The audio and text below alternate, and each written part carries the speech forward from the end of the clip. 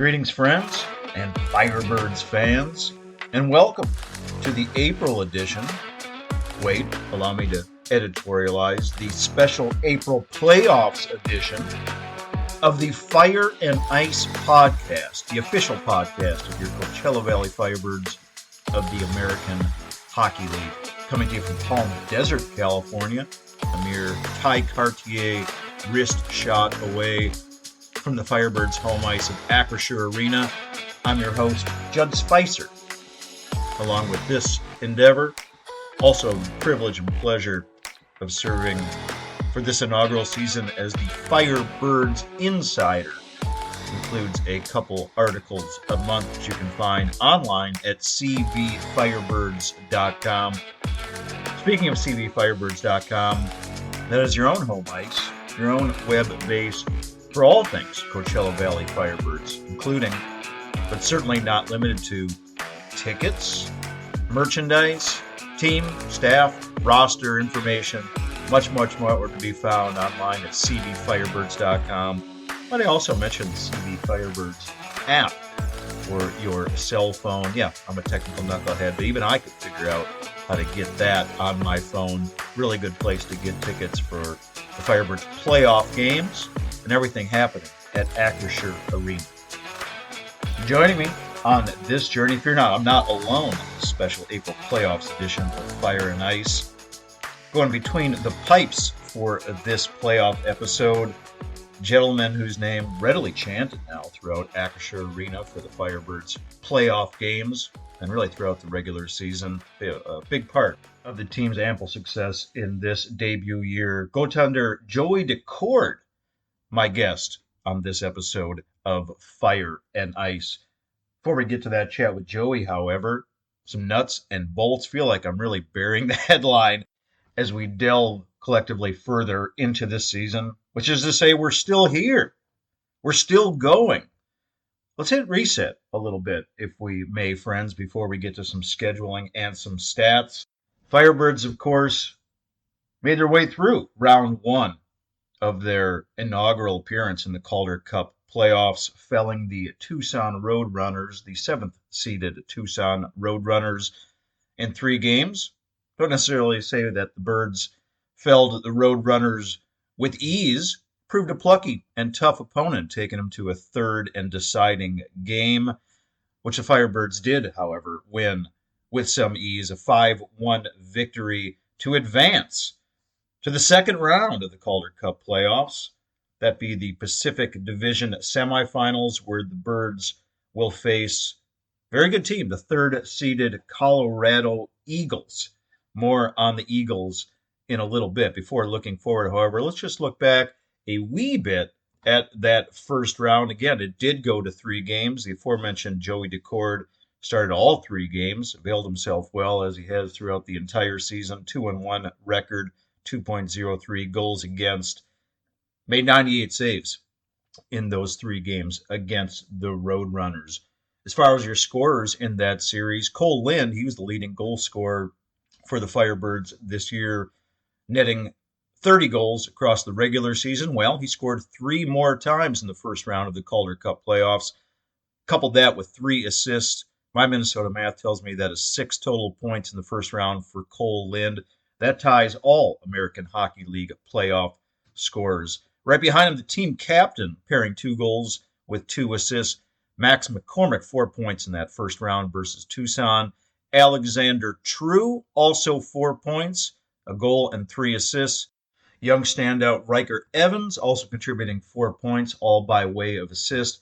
3 points for winger Cameron Hughes, and 2 points apiece in that opening round for Jeremy Kenna, Billy Pittman, Jimmy Schultz, Carlson Twarynski, and the aforementioned Rookie of the Year, the American Hockey League Rookie of the Year, Ty Cartier, scoring 2 goals in that opening series. Probably also worthy of mention is that Shane Wright, in his return to the Firebirds, nary a goal in his 3-game regular season spring return to CV, and then no goals in the first 2 games of the Tucson series. Pivotal 3rd game goal against the Roadrunners for Shane Wright. Shane, of course, the 4th overall pick in the 2022 entry draft. Also worthy of note on that goal, the fine assist from his fellow 19-year-old recently signed David Goyette. David, by the way, did not appear in the first two playoff games for the Firebirds, but he looked really good, oftentimes pairing on the line with Shane Wright in that Game 3 win over Tucson.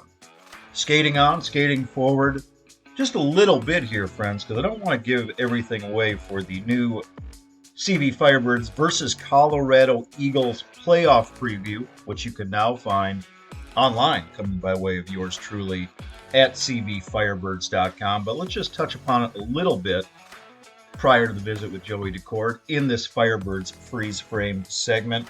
It's going to be interesting. It's going to be tight. We're going deeper and deeper into the ether, deeper and deeper into the unknown in this inaugural season. This debut run in the Calder Cup Playoffs. Second round Pacific Division semifinal. It's a best-of-5 series against the aforementioned Colorado Eagles. Good team, solid team. They don't score a lot, nor do they relinquish a lot of goals. Interesting, if not maybe weird, slightly funky how the second round of the playoffs lay out for your Coachella Valley Firebirds. Get underway on the road, despite the Birds being the higher seed than the Eagles. That's just kind of the way the AHL can work sometimes, as we're understanding more and more, as we're learning more and more. Arena availability considered, some travel costs considered.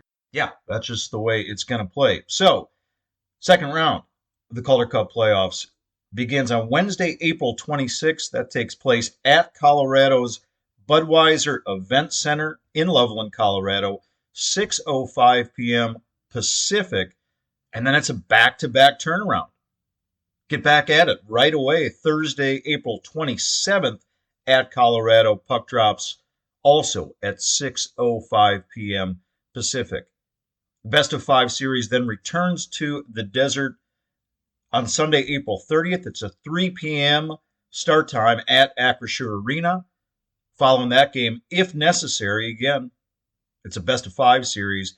Game 4 slated for Wednesday, May 3rd at 7 p.m. And also, if necessary, a deciding Game 5 to be held at Acrisure Arena on Friday, May 5th. Puck dropping at 7 p.m. if we need to get that far. Little added intrigue for you. This happens sometimes, but not too terribly often. Currently in the National Hockey League, the parent clubs of both of these respective teams, that being the Seattle Kraken and Colorado Avalanche, they are also facing off in the opening round of the Stanley Cup Playoffs. As of this recording, that series currently tied at 2 games apiece. So that means for Wednesday, April 26th, the Kraken and the Avalanche will be playing about 50 miles away from Game 1 of the Firebirds versus Colorado Eagles second round series. Just kind of an interesting side note. Also worthy of note, and you can get much, much more stats, analysis, breakdown, prediction on this series, again, online at cvfirebirds.com in my new playoff preview. But it is worthy of mention herein that of the 4 games that the Firebirds and the Eagles played this year, yeah, they were tight. They were close, folks. 3 of them went to overtime. The home team took 2 games apiece, and the scoring differential across those 4 games was a mere 10-9 edge for your CV Firebirds. Again, much, much more on that series online at cvfirebirds.com. All that offered, all that preface, friends. Let's get to this episode's visit with Firebirds netminder Joey Daccord.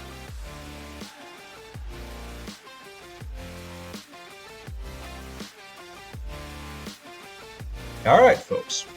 As prefaced on this April edition, should I say special playoff April edition of the Fire and Ice podcast, the official podcast of your Coachella Valley Firebirds, we're going between the pipes for this episode. My guest hails from Boston, where growing up, I trust that he was readily spoiled by sporting teams and championships of all successful manner. This year, for the Firebirds, a record of 26-8-3-3 in net. That was the 3rd most wins in the American Hockey League. His goals against 2.38, good for fifth in the AHL, all of which, in my humble opinion, should have marked him an AHL All-Star. Perhaps we'll get into that momentarily. If you don't know who I'm talking about yet, all you have to do is go to an upcoming Firebirds playoff game where the Firebirds faithful have now started chanting his name basically throughout the entirety of the Firebirds game. All that prefaced, welcome goalie Joey Daccord to the Fire and Ice podcast. Hello, Joey. Hey, how are you? Thanks for having me. Thank you for joining the day after the Game 3 win over the Tucson Roadrunners. Is this a day for you to look back on the series and what was accomplished, or is it already a day to look forward to round two and what lies ahead of Colorado? I'd say it's probably a little bit of both. First and foremost, I think it was a rest and recovery day. 3 games in 5 days, and it's in such a short series. They're all very intense. So, just a day to rest up and regroup and do a little bit of reflection, see where we did well, see where we need to improve, and at the same time, look forward to our next series. What does that reflection involve for you personally? Um, well, for myself personally, I'll just go over kind of all 3 games and um, how I played and what I feel that I could have done better, and kind of analyze if there were any tendencies or any repeating kind of plays that happened that I can improve on, and um, then also like how I manage the puck when I have it on my stick to making my plays, and just seeing where I could have done better there. And then at the same time, like I said, just kind of starting the pre-scout on Colorado. Head coach Dan Bilesma said in the post-game presser that he told you guys that he felt that Game 3 against Tucson was your best game of the season. I trust that there was some context involved in that comment. Even if there wasn't, would you agree with that assessment?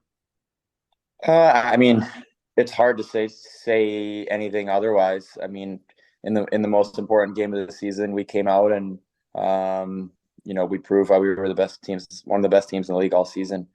It was really cool to see us all come together in such a big, important game and play really well together. So, I mean, if it wasn't our best game, it was second or third, So it was right up there for sure. It dawned on me, having had the pleasure of going to a lot of games this season, having covered the Firebirds all season, having interviewed you several times post game and a lot of your Firebirds teammates and the coaching staff, that when I got there on Sunday afternoon, I was kind of like, it hit me a little bit like, whoa, this could be over. Like a Yeah. sense of fear and finality. Having enjoyed the year, having enjoyed the debut, the experience, Acrisure Arena, having enjoyed you guys playing so well throughout the year and especially at home, it just kind of hit me, man. Like, wow, this could all be over in 2 hours. Was that a sense or a fear that ever hit you or your teammates, you think? I mean, you try not to think about it and you try to just focus on playing your best. But I think anytime it's potentially the last game of the season, it's definitely in the back of your mind, and I think that motivates you to want to play your best. And for myself personally, motivated me to want to do whatever I could to help the team win. As the goalie, the whole team's counting on you really to play well and play at your best. And, I think the added pressure kind of helps everyone raise their game and try to play to the best of their ability. And I really think it was impressive to see the game we played on Sunday. That was a 5-1 win. If I didn't mention that, should also mention in that three-game series versus Tucson, Joey Daccord 2-1 with a 2.03 goals against average, 98 saves across those 3 games. Joey is, and maybe this is just me. I guess I'll use the word fear again, but is that a motivating factor in not wanting a season to end when you get into deep into a playoff series or you get to an elimination game? I guess, the way that Tucson came out in game 2, they came out with what looked to me like not just a desperation, but again, a fear that their season was going to end, and they played like Yeah. it. I don't know your thoughts on that further. Well, that's just what I was going to say is if you want any proof that plays into it, just look at how they came out on Friday night. They came out and I mean, we played a really good game on Wednesday. In the first game of the series to win 5-1, and we kind of punched them in the mouth right off the bat with 3-0 lead after the first period. And um, you know, next game, their season's on the line, and the hardest thing to do in all sports is end a team season. And you definitely saw that from them. They pushed back. They pushed back really hard, and they played a good game on Friday. And it took a little while to find our legs. I think in the second and third period on Friday, we started to find our legs and play better. But at that point, it was just a little bit too little, too late.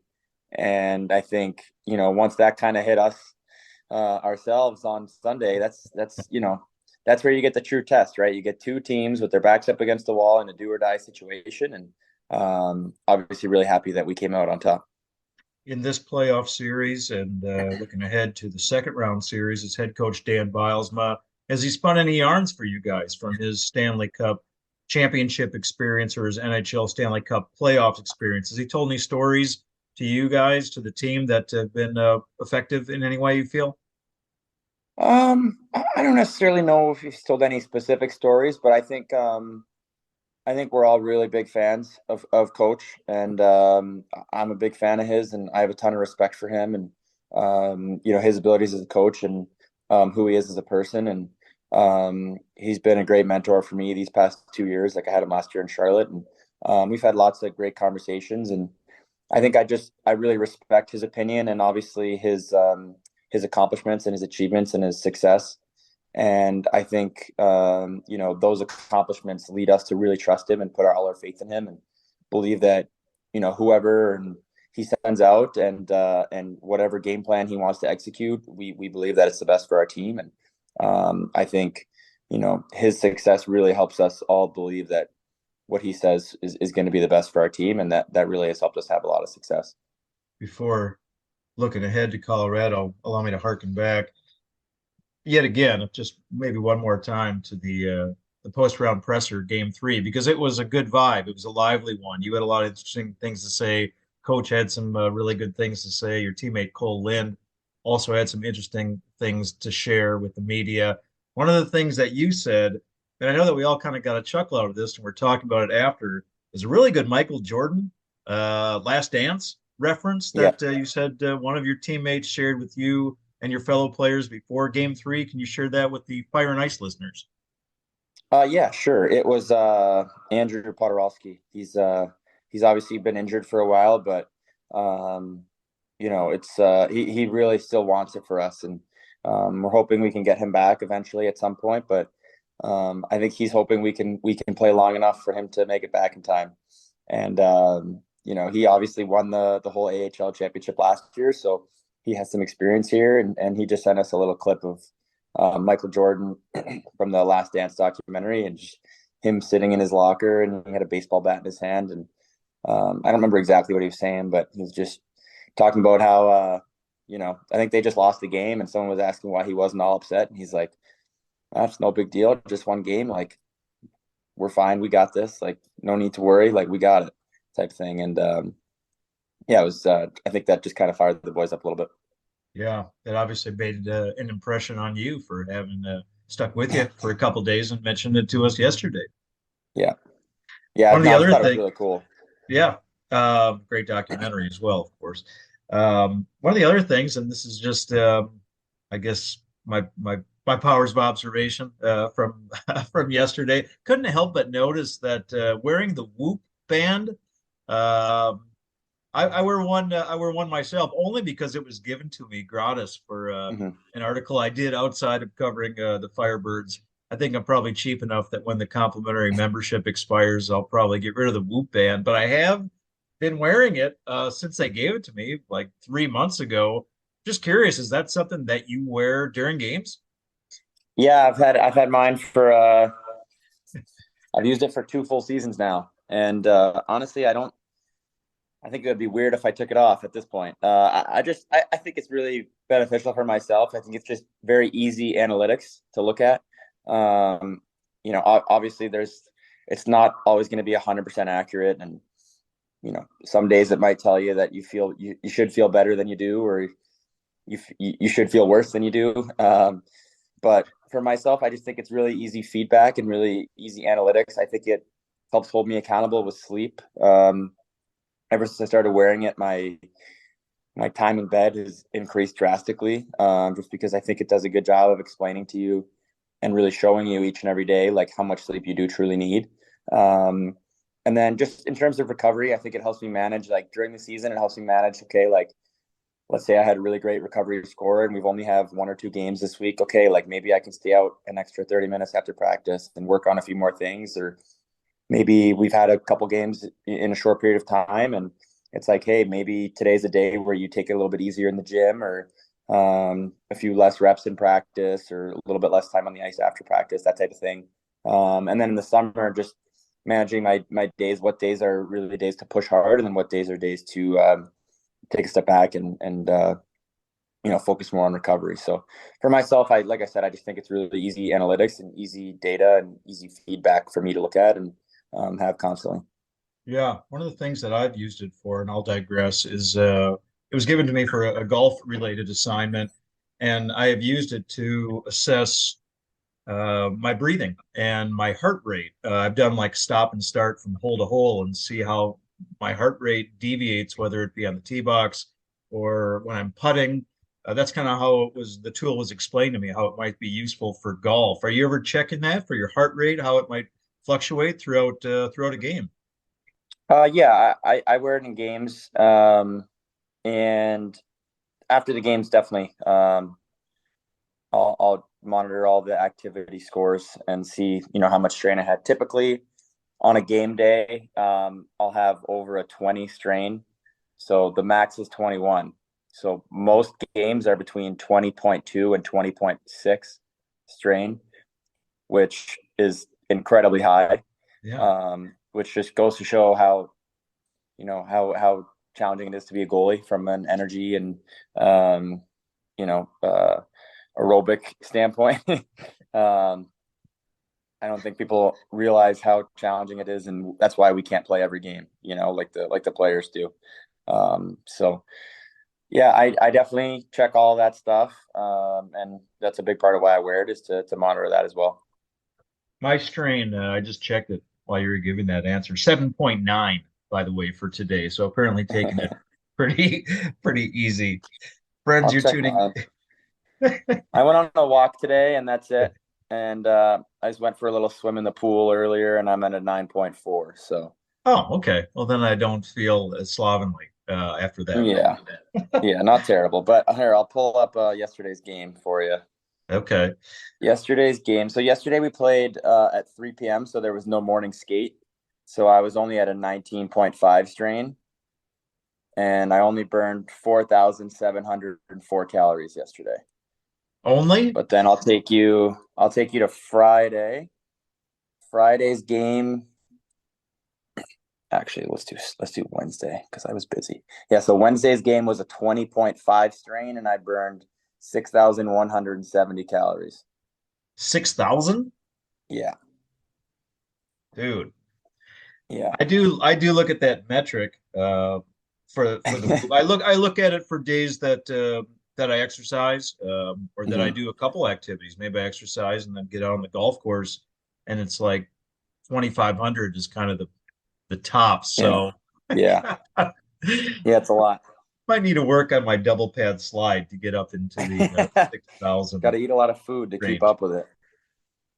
Friends, you're tuning in to the Fire and Ice podcast, the official podcast of your CV Firebirds. This is the April special playoff edition. For all the information on your Firebirds, whether it be tickets, merchandise, roster, you can check it all out at cvfirebirds.com. Of course, visiting in this episode with goaltender Joey Daccord. Joey, quick turnaround in the AHL playoffs for round two. And to me, I could use the word funky for how this second round is laying out schedule wise. Please feel free to use a different word.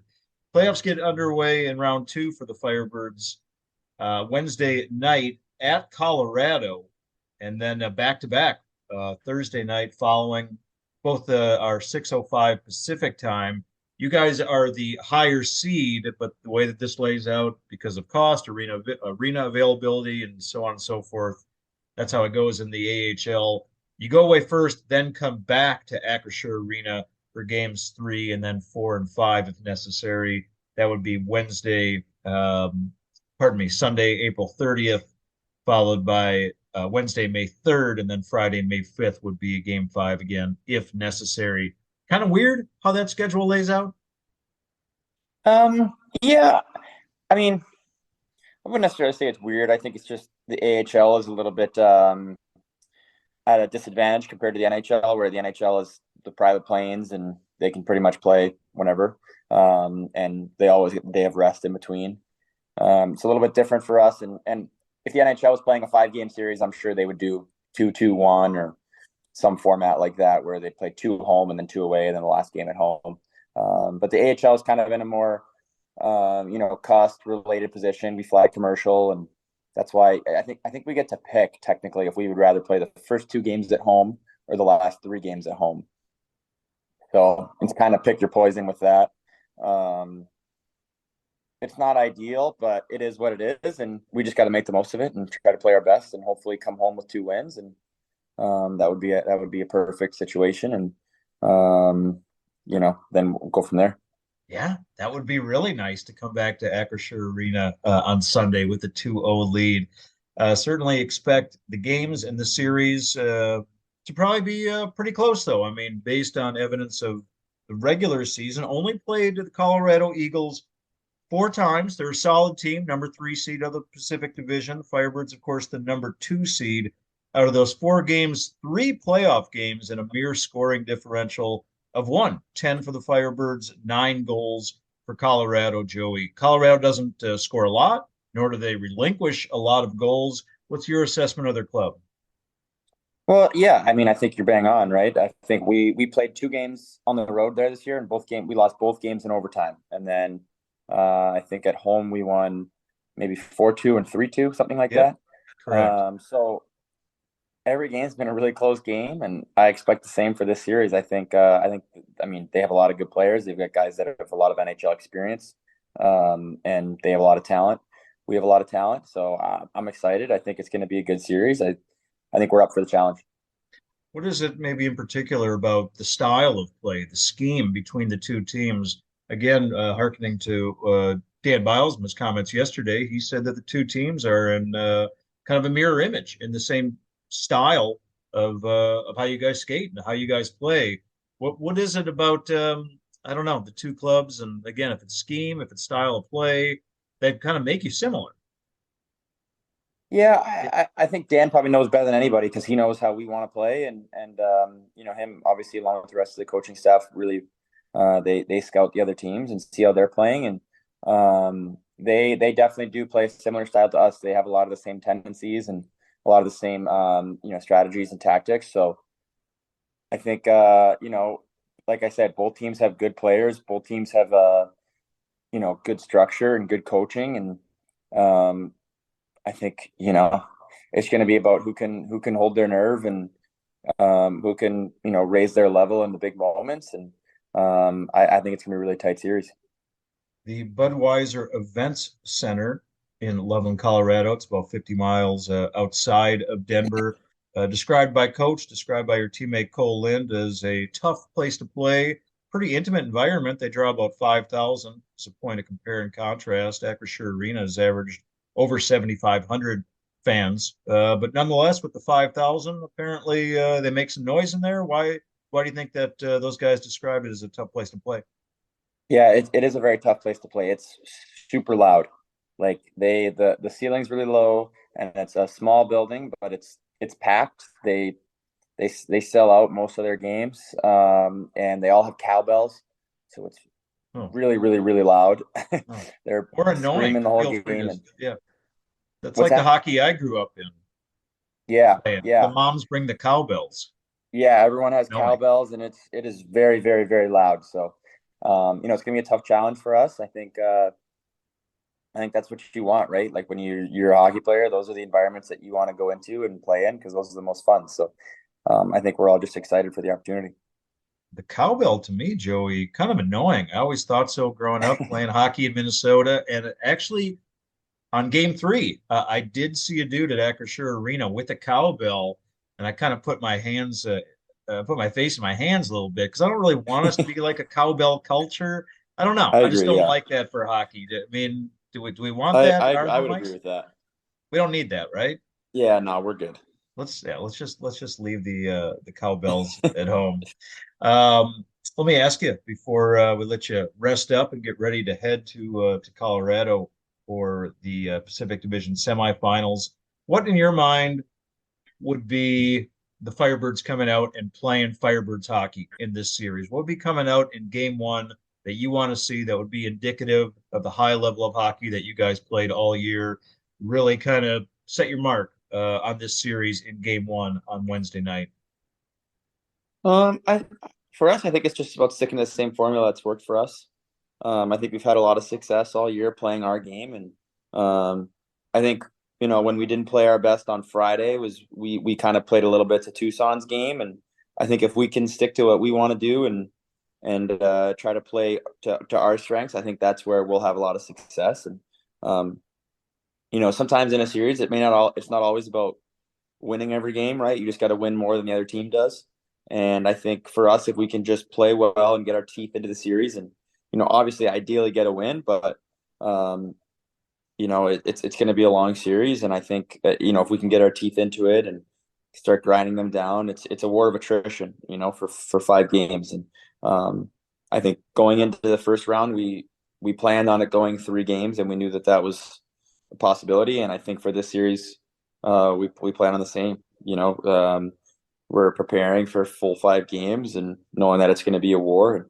I think, for game one, our goal should be to try to get our teeth into the series, play our game, and impose our will on them, and hopefully we come out of it with a game one win. I would certainly share that sentiment. All the best to you in the travel to Loveland, Colorado for round two versus the Colorado Eagles. More enthused, of course, to see you guys get back here to the Desert Sands and Acrisure Arena for game three. And maybe that's it. Maybe it'll just be 3-0 and just close it out on that date. We'll see, man.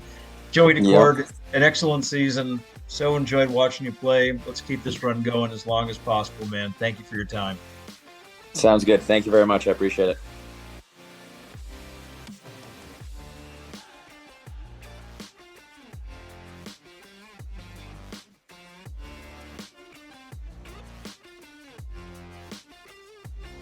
All right. Readily enjoyed that visit. Firebirds goaltender Joey Daccord. Really enjoyed visiting with Joey all year long. He's appeared at a lot of those Firebirds post-game press conferences, as much, if not more, than any other player. He has been readily accommodating and entertaining, I might add, for the media to chat with all season long. We should enjoy him while he's here. Soon destined, I would surely imagine, for the National Hockey League, probably, if not likely, as early as next season. So appreciative of your time, your interest, your ears, tuning into the Fire and Ice podcast, the official podcast of your Coachella Valley Firebirds.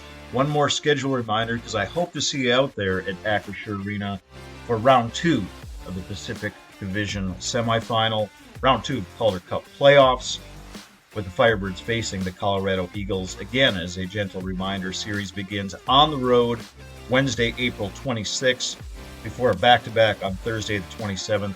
Both game times start at 6:05 p.m. Pacific. You can watch those on AHL TV, or you can tune in to hear the dulcet tones of Mr. Evan Pivnik calling the games at 106.9 The Eagle. You can listen to that on the radio station locally, or you can just stream that play-by-play call while the Firebirds are on the road. Team comes back for game 3 of the series Sunday, April 30th with a 3 p.m. puck drop. Get those tickets online to support the Firebirds in the playoffs at cbfirebirds.com, or download the cellular phone application. Pretty easy to do. Great way to get those tickets for all things Firebirds and Acrisure Arena. A whole lot of box checks in this inaugural season, friends. New team, check. New arena, check. Second best record in the American Hockey League. Yes, that was accomplished. Made the playoffs, accomplished. Playoff win, accomplished. First round playoff series conquered. Let's keep it going. As long as the team keeps going, this endeavor will follow in kind. Hope to see you over at the Bird Barn for this playoff series. Until then, and always remember, one Valley, one team, rising together.